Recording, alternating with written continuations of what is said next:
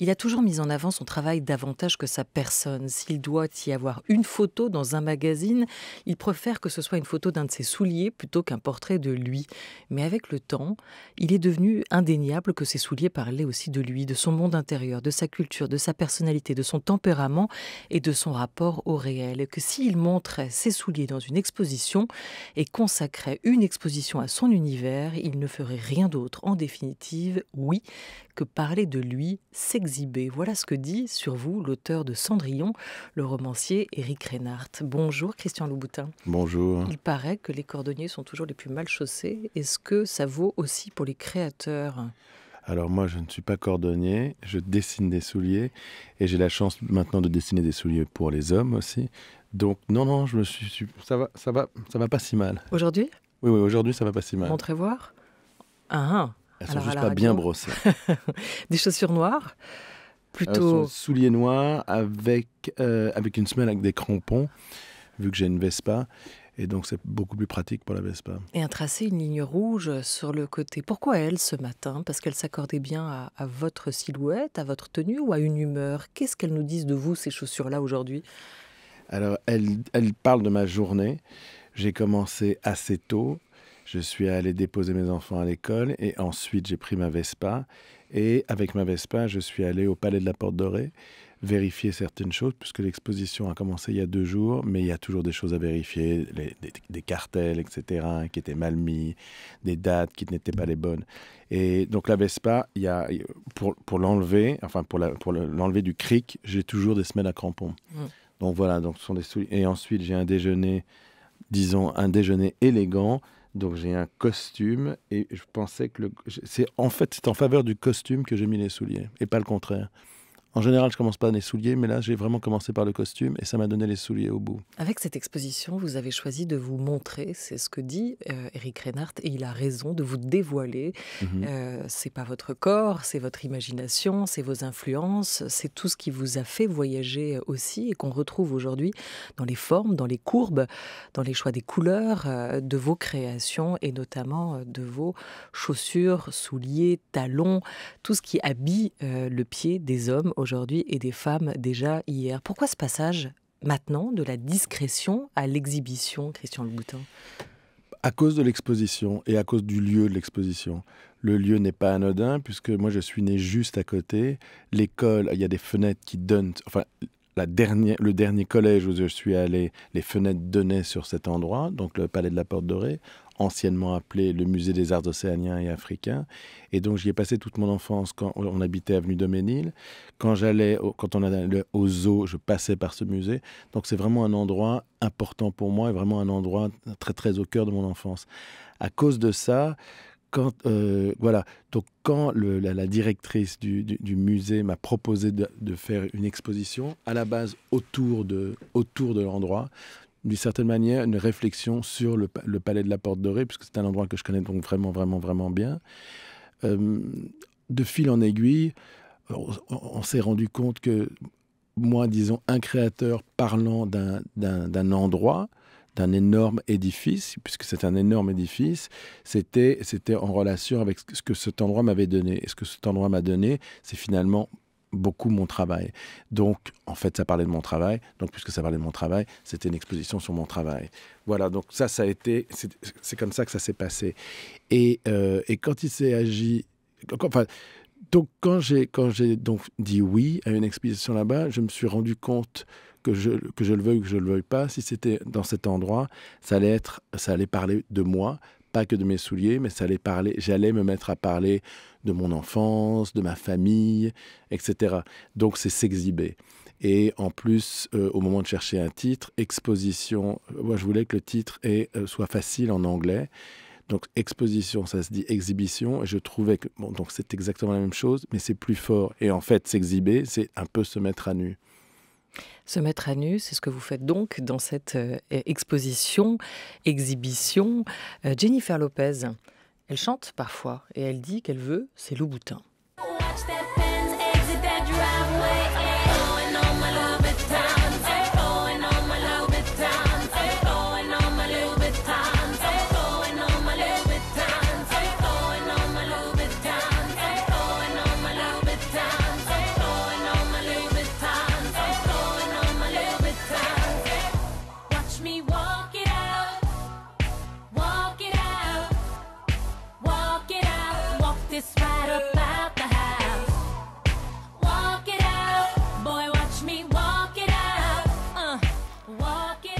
Votre nom en anglais, hein, Louboutin, Christian Louboutin, après les grands magasins, les podiums, les tapis rouges, voilà donc que vos souliers font leur entrée au musée ici à Paris, au Palais de la Porte Dorée. Alors, c'est quand même intéressant aussi de voir que un soulier peut être à la fois un objet de consommation, un objet icône aussi de la culture pop aujourd'hui, et avoir sa place dans un musée comme celui-ci. Pourquoi d'ailleurs fait-il ces souliers, font-ils leur entrée au musée au Palais de la Porte Dorée et pas au musée des Arts Décoratifs? Je précise d'ailleurs que le commissaire de l'exposition est l'un des directeurs du musée des Arts Décoratifs, Olivier Gabet, qui a pensé cette exposition avec vous.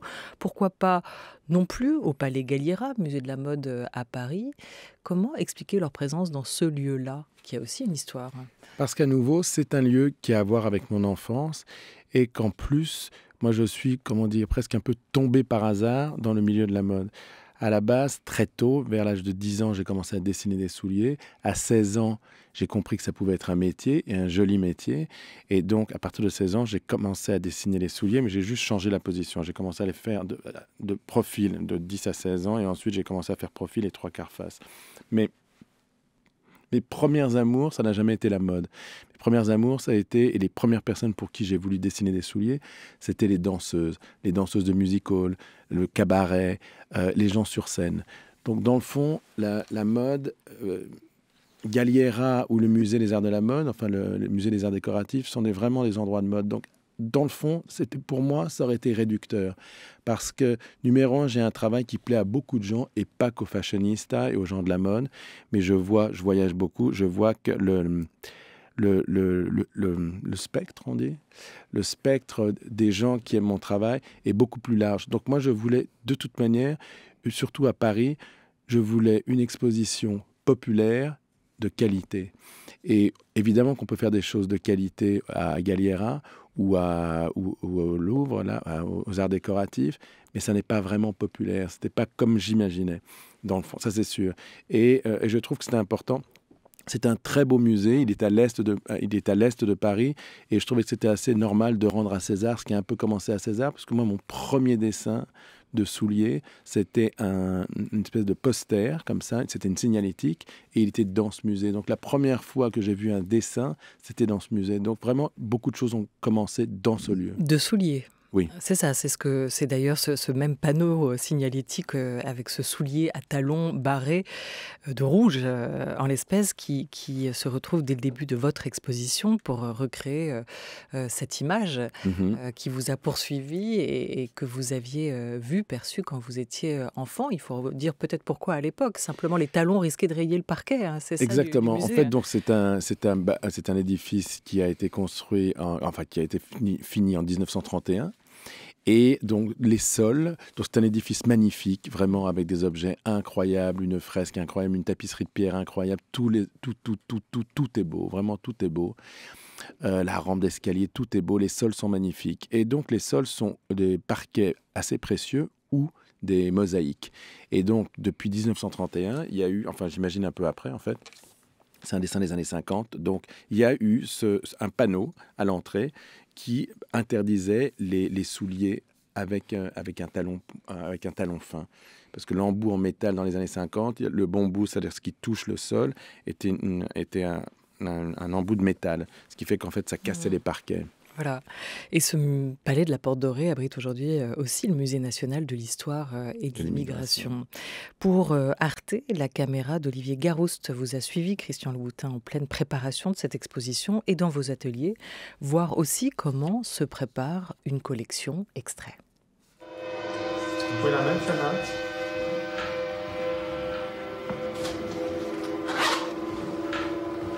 J'ai des pensées qui correspondent à différentes personnalités.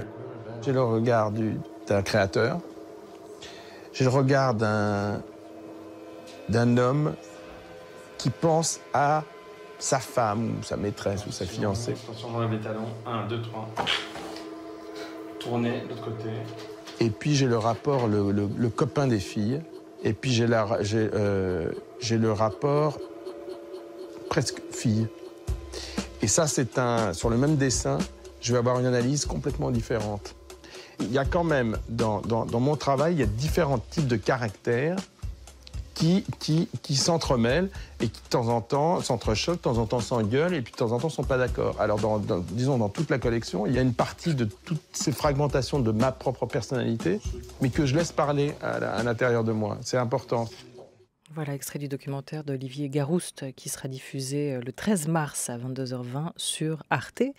Quelle part de vous dans la création? Est-ce que vous cherchez toujours, souvent, à faire des collections qui d'abord vous ressemblent? À partir du moment où je les dessine, elles me ressemblent. Alors, de temps en temps, je ne me reconnais pas particulièrement, c'est-à-dire qu'elles me surprennent, mais dès qu'on se met à dessiner, c'est de soi à soi. Surtout que quand je dessine, numéro 1, je m'isole, ça c'est la première chose. Et la seconde chose, c'est que tout ce que j'ai dans la tête est dans ma tête, c'est-à-dire que je dessine avec ma mémoire, je ne dessine pas avec des documents. Il y a des choses qui sont assez précises, de temps en temps, il y a une inspiration qui est très, très nette. Par exemple, la semelle rouge, elle est née d'un soulier et j'avais vraiment une peinture dans la tête. J'avais une peinture d'Andy Warhol, mais je ne l'avais pas à côté de moi. Et c'est très important parce que quand les choses passent par le filtre de la mémoire, n'importe quelle influence doit passer pour moi par le filtre de la mémoire, des souvenirs, et ensuite, donc ce sont des choses qu'on ingère, et ensuite qu'on digère, et à ce moment-là, le dessin arrive. Donc ça parle de soi, mais de temps en temps, c'est curieux, on s'étonne soi-même. C'est un voyage imaginaire d'abord? C'est un voyage imaginaire, oui. Mais qui commence avec de longues racines. C'est un voyage, avant de dessiner, il y a déjà beaucoup de choses qui se sont passées, en fait. Vous acceptez le regard des autres aussi sur vos dessins, vos créations, ce jugement, il est important pour vous? Oui, mais le dessin, vous me posez la question sur le dessin? Ou sur le soulier fini, vous dites quand vous créez, vous avez besoin de vous isoler, vous avez besoin d'être seul avec vos pensées. Est-ce qu'il y a un moment où le regard des autres devient important? Alors, le regard des autres devient important quand mon travail est fini, c'est-à-dire quand le soulier existe. Et à ce moment-là, on est bien obligé d'accepter le rapport aux autres. Enfin, on est bien obligé d'accepter la validation des gens. Ça, c'est normal. Mais moi, finalement, en dessinant, en faisant des souliers, je propose et ensuite les gens disposent. C'est normal. Oui, mais ça vous fait douter ou au contraire, ça vous fait avancer? Non, ça me fait pas douter. Je me suis rendu compte d'une chose, c'est que je suis assez facilement influençable. Donc j'écoute les gens en général, mais je me laisse influencer. Maintenant, je me rends compte que j'ai un peu laissé... Maintenant, je me laisse moins influencer. Quand c'est sur mon travail, je me laisse moins influencer. Pourquoi? Parce que finalement, tout le monde a un avis. Bon, ce qui est normal d'ailleurs, tout le monde a des avis. Mais quand c'est le cœur de mon travail, il y a un moment où je dois trancher. Et de temps en temps, comme je suis justement influençable, je me dis « Ah mais oui, j'ai peut-être pas vraiment raison, etc. » Alors j'ai en général tort sur beaucoup de choses, mais sur mon travail, je sais de quoi je parle, je sais ce que j'aime. Donc je dois vraiment rester fidèle à moi-même. Donc à chaque fois que j'ai vraiment écouté quelqu'un sur une chose qui avait à voir avec mes dessins, avec mon travail, vraiment le cœur de mon travail, j'avais tort. À la croisée de quelle discipline artistique placez-vous vos créations, Christian Louboutin? Alors ça, j'y ai beaucoup réfléchi, particulièrement en travaillant sur cette exposition, parce que moi, mon père était un artisan.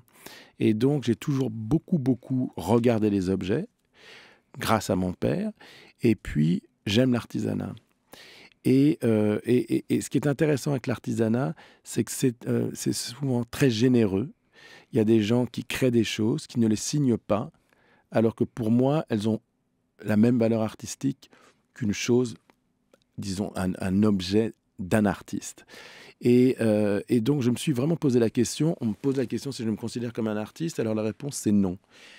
Je dis toujours que je suis plutôt un artisan du luxe. Alors, plusieurs fois, on m'a dit non, ça, c'est le travail d'un artiste. Alors, dans le fond, je me suis rendu compte que je ne peux pas accepter artiste, mais je suis un artiste appliqué. Artiste appliqué, ça ne veut pas dire que je suis un petit enfant appliqué, ça veut dire que je fais partie des arts appliqués. Et voilà. Mais je me pose vraiment beaucoup la question pourquoi de temps en temps quelqu'un qui fait un travail extraordinaire mais où il y a une application n'est pas un artiste. Vous voyez ce que je veux dire? Les artistes sont des gens qui font des choses où il n'y a pas de valeur appliquée. C'est-à-dire, voilà, on crée et puis ça fait réfléchir les autres. Alors que si on crée et on peut s'asseoir sur ce qu'on crée, eh ben, ça ne fait plus réfléchir les autres, ça les fait s'asseoir. Donc, c'est une application. Donc, tout à coup, on devient... Il y a une utilité, en fait. Voilà. Dès qu'il y a une utilité, on n'a plus le statut d'artiste. Je trouve ça assez injuste. Alors là, je ne parle pas du tout pour moi, mais je parle pour de très, très grands artisans. Dans l'exposition, par exemple, il y a des objets de la seconde partie, des objets, des sculptures, de la peinture, etc. Et il y a des œuvres de très grands artisans. Il y a par exemple cette femme qui s'appelle Line Vautrin. Je pense à autre chose. Je pense à une autre femme qui s'appelle Janine Janet. Janine Janet a fait des sculptures extraordinaires. Elle a fait des objets extraordinaires. Mais comme elle faisait des choses pour des vitrines, elle n'a jamais vraiment été considérée comme une artiste. On oublie qu'elle n'a pas signé, mais qu'elle a aussi dessiné beaucoup de costumes, dont le Testament d'Orphée pour Cocteau. Mais comme son travail avait une valeur appliquée, justement fonctionnelle, elle n'a jamais été considérée comme une artiste. Et je trouve ça très injuste. Vous parliez de l'influence de votre père, qui était ébéniste. On retrouve effectivement dans vos créations ce travail, cette capacité à sculpter aussi une matière. La matière, elle est vivante pour vous. Vous avez quelle relation avec elle, avec ce matériau ? Alors, ça dépend des matières. Ça dépend de la matière. Par exemple, la pocerie, les poceries, c'est-à-dire le cuir, c'est une matière vivante, absolument. Ensuite, il y a les tissus ne sont pas des matières vivantes. Il y a vraiment la matière vivante, ça n'aime pas forcément les cuirs, mais c'est tout ce qui quand même on réussit à mouler, on réussit à tourner, on réussit à draper, mais de manière petite. Ça, oui, il y a tout à fait un rapport vivant. Enfin, tout ce qui est, il faut pas oublier que tous les souliers commencent sur en fait sur une forme. La forme, c'est pratiquement comme un visage. C'est une chose qu'on doit sculpter d'abord, et ça fait office de visage de base. Et ensuite, tout ce qu'on applique dessus, c'est vraiment d'une certaine manière comme du maquillage en fait. Mais la forme de base, on doit mouler sur la forme. L'exposition, Christian Louboutin, commence dès qu'on monte l'escalier pour y accéder sur un mur avec des noms, le nom de tous les modèles que vous avez créés, Escarpino, Gwendoline, Pensée, on en retrouve beaucoup et on a envie de vous emmener assez vite vers cette fameuse chaussure Pigalle qui a fait votre notoriété, que vous avez revêtue d'une bande rouge sur la semelle, ce grand talon, et qui est quand même une marque importante et révélatrice de féminité aujourd'hui. On va écouter d'abord un extrait de L'homme qui aimait les femmes, voir s'il vous parle, cet homme-là. Une belle jambe, c'est très beau, mais je ne suis pas ennemi des chevilles épaisses. Je peux même dire qu'elles m'attirent, car elles sont la promesse d'un évasement plus harmonieux en remontant le long de la jambe. Les jambes de femmes sont des compas,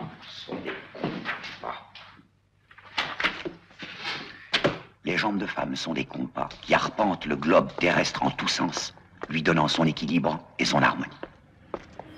Voilà, Charles Denner qui devise sur les femmes dans ce film de François Truffaut sorti en 77.